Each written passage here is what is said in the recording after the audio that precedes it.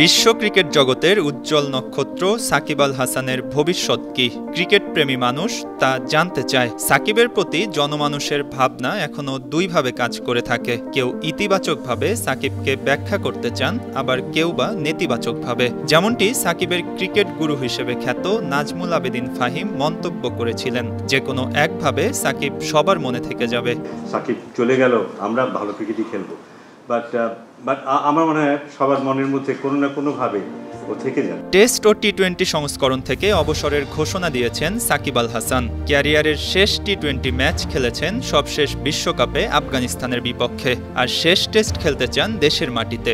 অক্টোবরের 21 তারিখ থেকে শুরু হচ্ছে দক্ষিণ আফ্রিকার বিপক্ষে 2 ম্যাচের টেস্ট সিরিজ। মিরপুরে প্রথম টেস্ট খেলে নিজ দেশের দর্শকদের উপস্থিতিতে বিদায় নেয়ার ইচ্ছা পোষণ করেছেন সাকিব। দেশের ক্রিকেটের সবচেয়ে বড় তারকা সাকিব, যেখানে দেশের মানুষ তাকে আয়োজন করে বিদায় দেবে। সেই বিদায় অনুষ্ঠানের আয়োজন কিংবা সাকিবের উপস্থিতি নিয়ে সংকট তৈরি হয়েছে। এই সংকটের কারণ সাকিবের বিতর্কিত বিভিন্ন তৎপরতা। এসব বিতর্কের কারণে মাঠের ক্রিকেটে তার পারফরম্যান্স ভুলে গেছেন অনেক ভক্ত। বিশেষ করে জুলাই আগস্ট মাসে বাংলাদেশে ছাত্র জনতার তীব্র আন্দোলনের তোপে পদত্যাগ করে ভারতে চলে যান প্রধানমন্ত্রী শেখ হাসিনা। এই পুরোটা সময় আওয়ামী লীগের দলীয় সাংসদ সাকিবের কাছ থেকে কোনো আশানুরূপ কথা শোনেনি বাংলাদেশের মানুষ। যে সাকিবকে ক্রিকেটের সাকিব হিসেবে চিনেছে সাধারণ দর্শকরা, তার কাছ থেকে এমন নীরবতা দেখে হতাশ হয়েছেন অনেকেই। তখন থেকেই দেশের বাইরে আছেন সাকিব। এর মধ্যে পাকিস্তান ও ভারতের বিপক্ষে 2 ম্যাচের টেস্ট সিরিজ খেলেছেন। আওয়ামী লীগের বহু সাংসদের নামে একাধিক মামলা হয়েছে।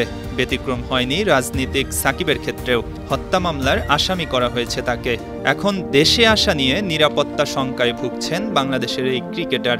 যদিও অন্তর্বর্তী সরকারের যুব ও ক্রীড়া উপদেষ্টা আসিফ মাহমুদ বলেছেন, ক্রিকেটার হিসেবে সাকিবকে সব ধরনের নিরাপত্তা দিতে চায় সরকার। তবে এই নিরাপত্তা কতটুকু নিশ্চিত করা যাবে তা আলোচনা করতে হবে স্বরাষ্ট্র মন্ত্রণালয়ের সঙ্গে।